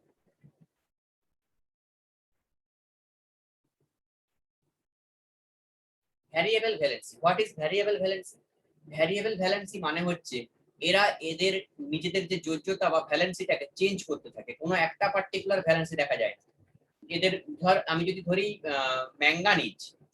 ম্যাঙ্গানিজের দেখা যায় +1, +2, +3, +4, +5, +6, +7 পর্যন্ত দেখা যায়। ঠিক আছে, এর 7 রকম ভ্যালেন্স দেখা যায়। হ্যাঁ, এটাই হচ্ছে গুরুত্বপূর্ণ একটা ব্যাপার যে এদের মধ্যে যে ভ্যালেন্সিটা দেখা যায় সেটা হচ্ছে তোর কিরকম দেখা যায় না, হচ্ছে 7 রকম ভাবে দেখা যেতে পারে। এই ভ্যালেন্সি চেঞ্জ করে বলেই এরা ডিফারেন্ট টাইপের কম্পাউন্ড কে ফরমেশন করতে পারে।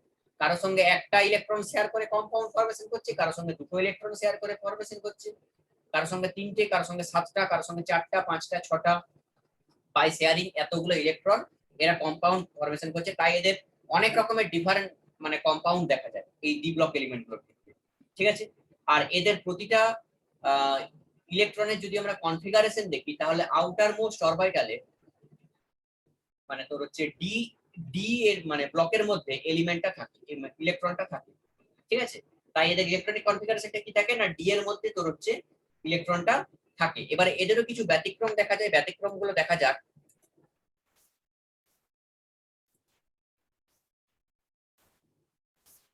কি ব্যতিক্রম দেখা যায়?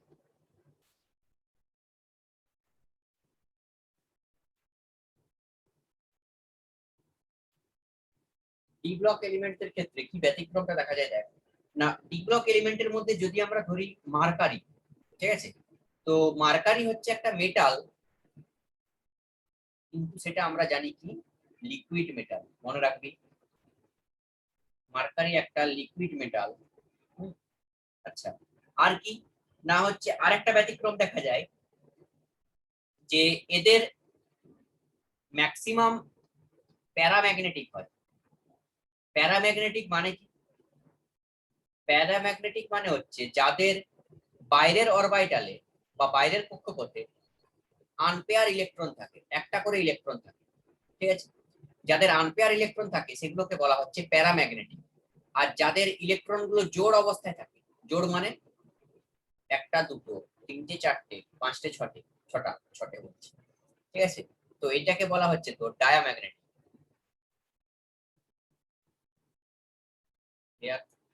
ডায়াম্যাগনেটিক মানে এদের ইলেকট্রন গুলো জোড় অবস্থায় থাকবে, আর প্যারাম্যাগনেটিক মানে এদের বাইরের অরবিটালে বা বাইরের কক্ষপথে ইলেকট্রন গুলো বিজোড় অবস্থায় থাকবে। ঠিক আছে, আনপেয়ার অবস্থায়, জোড় থাকবে না। এবারে তার মানে যদি তোকে আমি এমন একটা কন্ডিশন দিয়ে দিই যেখানে আমার 1, 2, 3, 4টা ইলেকট্রন আছে, তাহলে আমি কি বলবো এটা প্যারাম্যাগনেটিক না ডায়াম্যাগনেটিক? কিভাবে করলাম আমি না, এখানে আমি কি করলাম 1, 2, 3, 4, তাহলে এখানে দেখতে পাচ্ছি একটা ইলেকট্রন, এখানে একটা ইলেকট্রন, তাহলে এটাকে আমরা কি বলবো, প্যারা না ডায়া? বল। Sir dia. হ্যাঁ বল, আরেকবার বল, শুনতে পেলাম। Sir diamagnetic. না, প্যারাম্যাগনেটিক হবে, কারণ এখানে পেয়ার আনপেয়ার আছে। পেয়ার থাকলে তবেই আমরা প্যারা বলবো, এই ডায়া বলবো। ঠিক আছে, আর যদি পেয়ার না থাকে তাহলে আমরা বলবো কি প্যারা।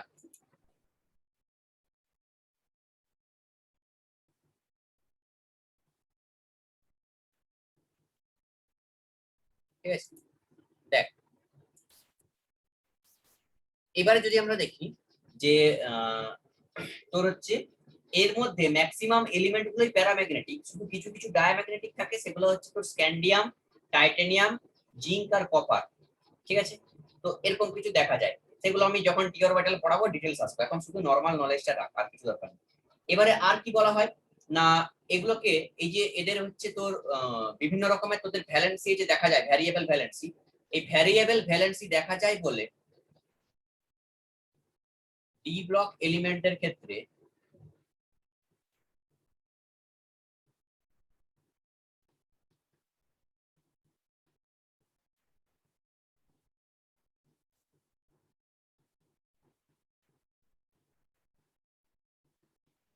ভ্যারিয়েবল ভ্যালেন্সি বা যেটাকে বলা হচ্ছে পরিবর্তনশীল যোজ্যতা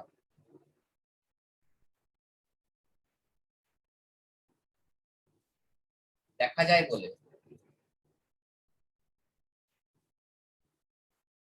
এগুলোকে কি বলা হয়, এগুলোকে বলা হয় ট্রানজিশন মেটাল, এগুলোকে বলা হয় ট্রানজিশন মেটাল।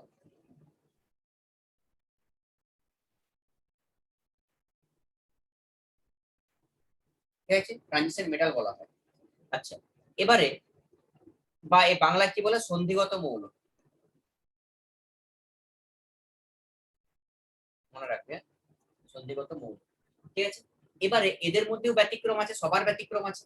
ব্যতিক্রমটা কোথায় আসছে দেখ, এটা ভালো করে খেয়াল রাখবি, এখানে এটাই ইম্পর্টেন্ট কোশ্চেন, যে এই যে লাস্টের যে অরবিটালটা আছে জিঙ্ক, ক্যাডমিয়াম, মার্কারি, লাস্টের যে অরবিটাল আছে জিঙ্ক, ক্যাডমিয়াম, মার্কারি, এদের ক্ষেত্রেই ব্যতিক্রমটা দেখা যায়, এগুলোকে তোর হচ্ছে ট্রানজিশন এলিমেন্ট বলা হয় না। কেন বলা হয় না?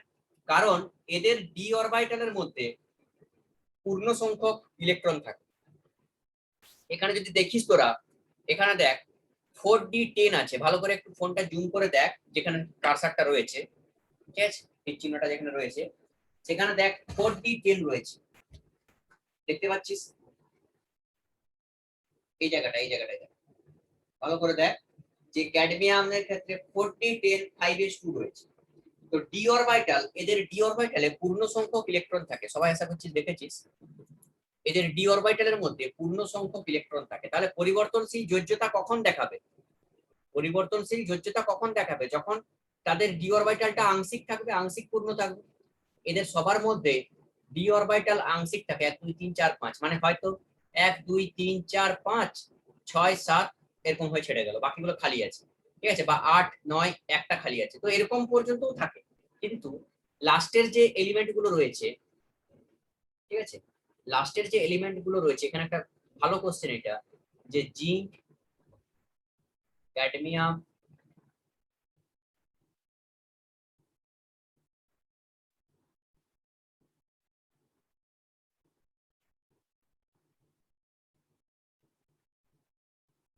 আর মার্কারি, জিঙ্ক, ক্যাডমিয়াম, মার্কারি, এরা কি হয় না, কখনোই ট্রানজিশন মেটাল বলা হয় না এদের, ঠিক আছে, বাট সন্ধিগত মৌল বলা হয় না।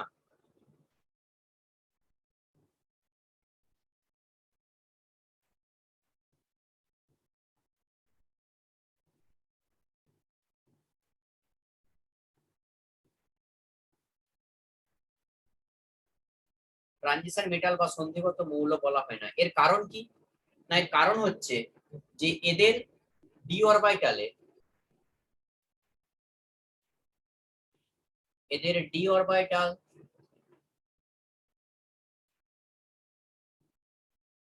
ফুল ইলেকট্রন থাকে, ফুল থাকে, এদের ডি অরবিটাল ফুল থাকে, বা এদের ডি অরবিটালে পূর্ণ সংখ্যক ইলেকট্রন থাকে,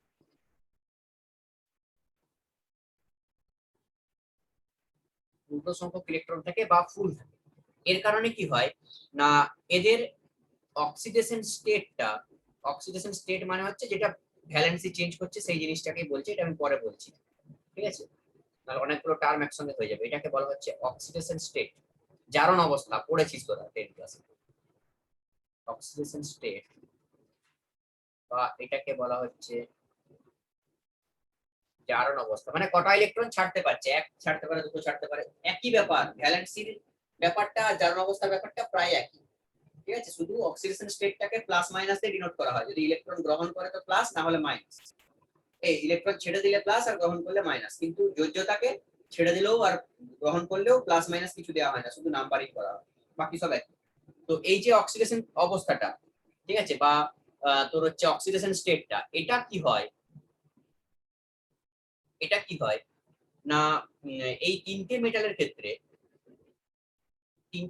ক্ষেত্রে যখন ডি অরবিটালটা এদের ক্ষেত্রে পূর্ণ থাকে, 1 2 3 4 5, মানে এখানে ধর আমার বসাচ্ছি আমি 1 2 3 4 5 6 7 8 9 10, ডি তে যখন 10টা ইলেকট্রন থাকবে, তখন এই অক্সিডেশন স্টেটটা কি হচ্ছে, চেঞ্জ হতে পারছে না, পরিবর্তন হচ্ছে না, তাই তো। তাহলে এখানে কি হয়, অক্সিডেশন স্টেটটা স্থায়ী থাকে, পার্মানেন্ট থাকে। পার্মানেন্ট কিসের জন্য থাকে, কারণ এখানে ঘরটা পুরো ঠাসা আছে, ফুল ইলেকট্রন আছে। তাহলে যখন ফুল ইলেকট্রন আছে, তাহলে চেঞ্জ হবে কোথা থেকে, ইলেকট্রনের চেঞ্জটা হবে কোথা থেকে, কে কে এখানে এসে রাখবে, এখানে তো ভর্তি আছে ঘর। ঘর ভর্তি থাকার জন্য এখানে যে হোক একটা অবস্থায় দেখা যায়, স্থায়ী বা পার্মানেন্ট অক্সিডেশন স্টেট দেখা যায়, পার্মানেন্ট অক্সিডেশন স্টেট এদের ক্ষেত্রে দেখা যায়। এর কারণে এদেরকে ট্রানজিশন মেটাল বা ডি অরবিটালের মধ্যে থাকলেও এদেরকে ট্রানজিশন মেটাল বলে গণ্য করা হয় না, ঠিক আছে, মনে রাখবেন। আর একটা কি, আর একটাকে বলা হয়, যেটা আমি একটু আগেই বলেছি, ঠিক আছে। তাহলে জিঙ্ক ক্যাডমিয়াম মার্কারি এদের কনফিগারেশনটা আমি লিখে দিচ্ছি। তাহলে যদি আমরা বলি জিঙ্কের ক্ষেত্রে কনফিগারেশন, জিঙ্কের ক্ষেত্রে ইলেকট্রনিক কনফিগারেশন যদি আমরা বলি, আর্গন 3d10 4s1 4s2,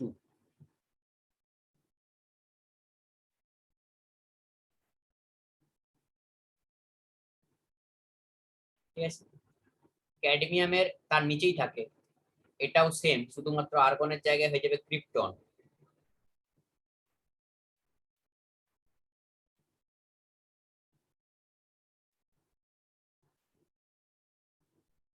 এটা হচ্ছে 4d10 5s2, আর মার্কারি হচ্ছে কি জেনর 5d10 6s2। তাহলে due two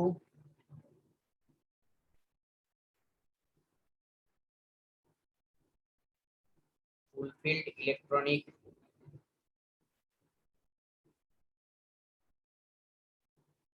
configuration in their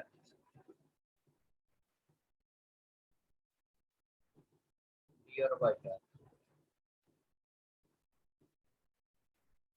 it shows a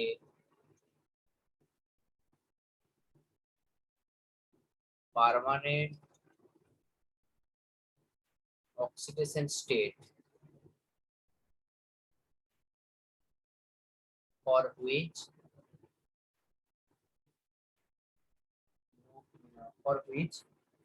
they are not transition metal.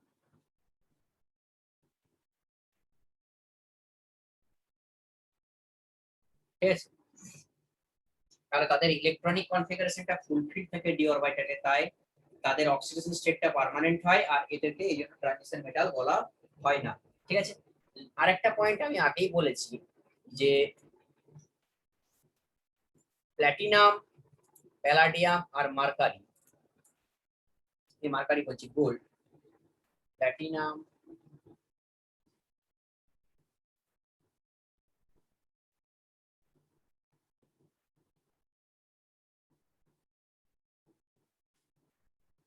তারপর হচ্ছে কি গোল্ড,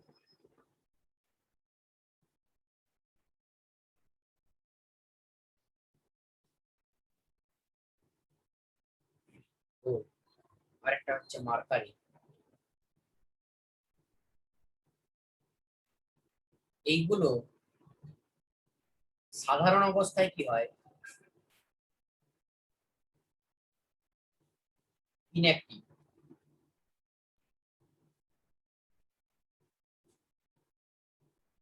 ইনঅ্যাক্টিভ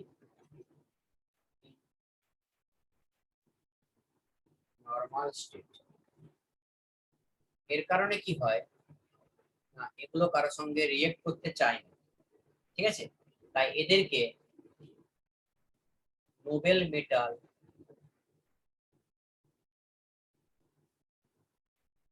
বলা হয়, ঠিক আছে, এগুলোকে নোবেল মেটাল বলা হয়, বাংলায় বলা হয় বর ধাতু, বাংলায় বলা হয় বর ধাতু, ঠিক আছে, এই জিনিসটা খেয়াল রাখবেন। নেক্সট যদি আমরা আসি এ ব্লক এলিমেন্ট, এ ব্লক এলিমেন্টদের ক্ষেত্রে কি রকম হয়, একই জিনিস, এগুলো আর কিছু বারবার বকা।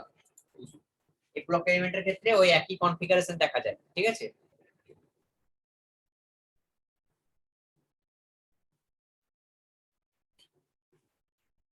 এ ব্লক এলিমেন্টের ক্ষেত্রে তোর হচ্ছে যেটা 6 পিরিয়ড আর 7th পিরিয়ড এর মাঝখানে দেখবি ল্যান্থানাম থেকে লুটেসিয়াম পর্যন্ত একটা ঘর খালি আছে, আর তার নিচে অ্যাক্টিনিয়াম থেকে লরেন্সিয়াম পর্যন্ত আরেকটা ঘর খালি আছে। তো ওই যে এলিমেন্ট গুলো, ওগুলোকে বলা হচ্ছে কি না তোর এ ব্লক এলিমেন্ট, ঠিক আছে, এগুলোকেই বলা হচ্ছে এ ব্লক এলিমেন্ট। এদের কেমন হয় দেখতে, n-2 f 1 to 14 n-1 d0 to 1 R nh2, এই ধরনের হয়, ঠিক আছে, মানে এটা হচ্ছে তার ইলেকট্রনিক কনফিগারেশন। তো এগুলো হচ্ছে ম্যাক্সিমাম কেসে রেডিও অ্যাক্টিভ হয়, তেজস্ক্রিয় প্রকৃতির হয়, এগুলো দিয়ে পরমাণু বোমা টোমা এখানে বানায়, ঠিক আছে, রেডিও অ্যাক্টিভ ইন নেচার হয়।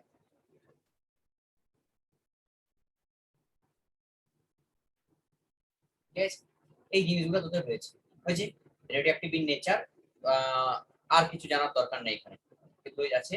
হ্যাঁ, বাকি তোদের 12 এ আছে এ ব্লক বি এ ব্লক, সেখানে বলা হবে বাকি জিনিসগুলো, ঠিক আছে। বল, এতটা পর্যন্ত কারো বুঝতে অসুবিধা আছে? স্টেয়ার স্টেপ ডায়াগোনাল, ঠিক আছে, নেক্সট টপিক হচ্ছে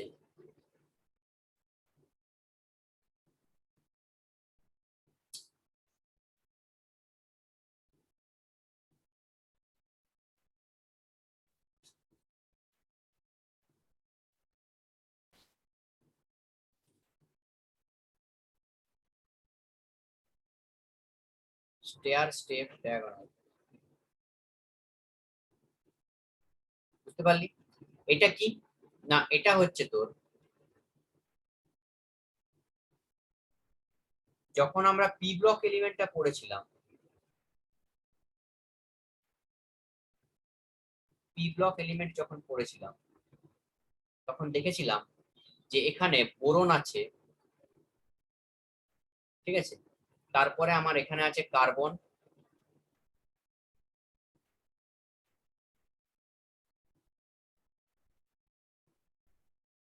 আর তার ঠিক এই জায়গাটায় আছে ফসফরাস, আর তার ঠিক এই জায়গাটায় আছে সেলেনিয়াম, ঠিক আছে, আর তার এই জায়গাটায় আছে তোর নাইট্রোজেন, এই জায়গাটায় আছে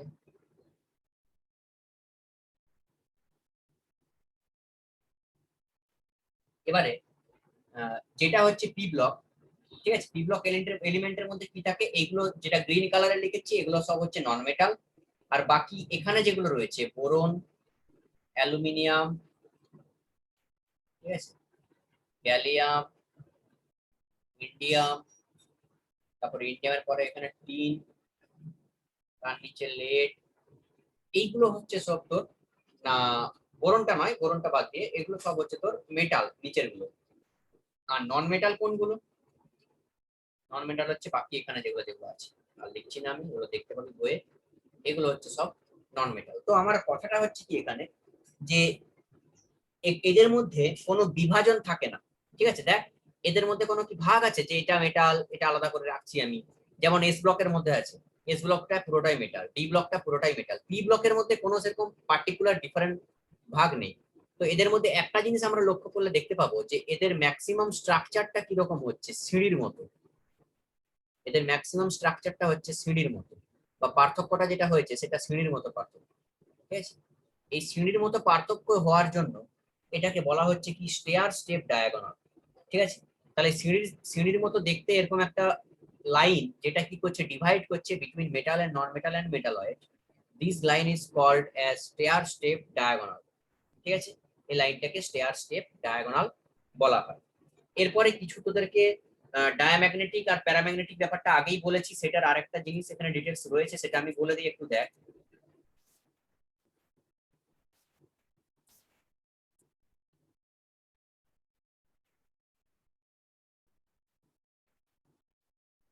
যদি আমরা বলি ডায়াম্যাগনেটিক, তাহলে ডায়াম্যাগনেটের মধ্যে কি কি প্রপার্টি রয়েছে? ডায়াম্যাগনেটিকের মধ্যে কি বলা হয়েছে না, যেখানে হচ্ছে বাইরের অরবিটালে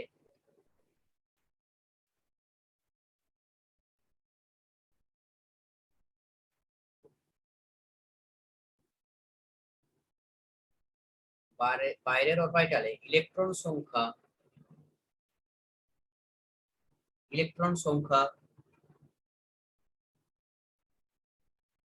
আহ, যুগ্ম বা হচ্ছে পেয়ার থাকে।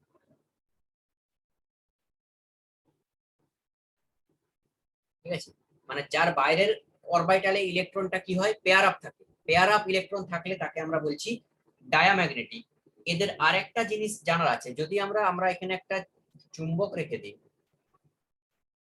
আমরা যদি এখানে একটা ম্যাগনেট ইউজ করি, বার ম্যাগনেট। ঠিক আছে, যদি আমরা একটা বার ম্যাগনেট ইউজ করি, যার নর্থ পোল হচ্ছে এটা, সাউথ পোল হচ্ছে এটা, দেখা গেছে কি এর উপর দিয়ে যে ম্যাগনেটিক ফিল্ডটা আছে, ম্যাগনেটিক লাইন গুলো আছে, সেগুলো কি হচ্ছে, বা চুম্বক বলরেখা যেগুলোকে বলা হচ্ছে ম্যাগনেটিক লাইন, সেই ম্যাগনেটিক লাইন গুলা এই ম্যাগনেট দ্বারা রিপেল হচ্ছে। তাহলে ম্যাগনেট রিপেল বা বিকর্ষণ করছে ম্যাগনেটিক লাইন,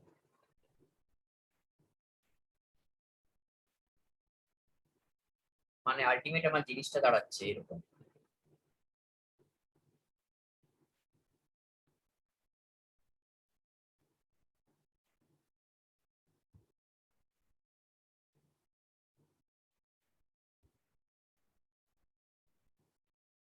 ঠিক আছে, তাহলে ম্যাগনেটিক লাইন গুলো এর দ্বারা বিকর্ষিত হচ্ছে। ইন কেস অফ প্যারাম্যাগনেটিক,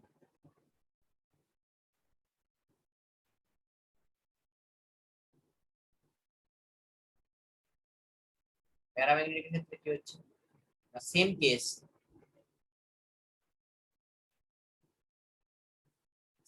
এটা নর্থ পোল, এটা সাউথ পোল, কিন্তু পয়েন্ট হচ্ছে আমার কি না,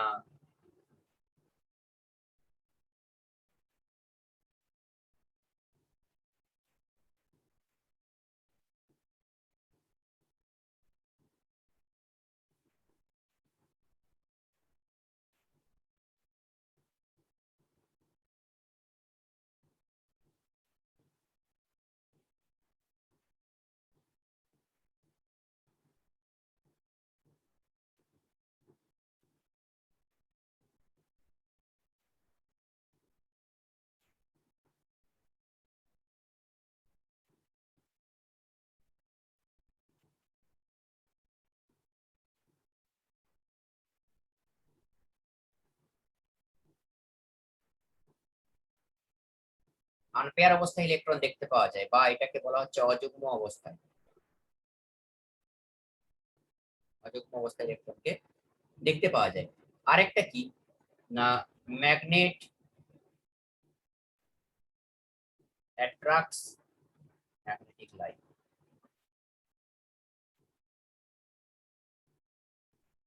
মানে এখানে যে ম্যাগনেটিক ফিল্ডের লাইন গুলো আছে সেগুলো এর দ্বারা আকর্ষিত হচ্ছে।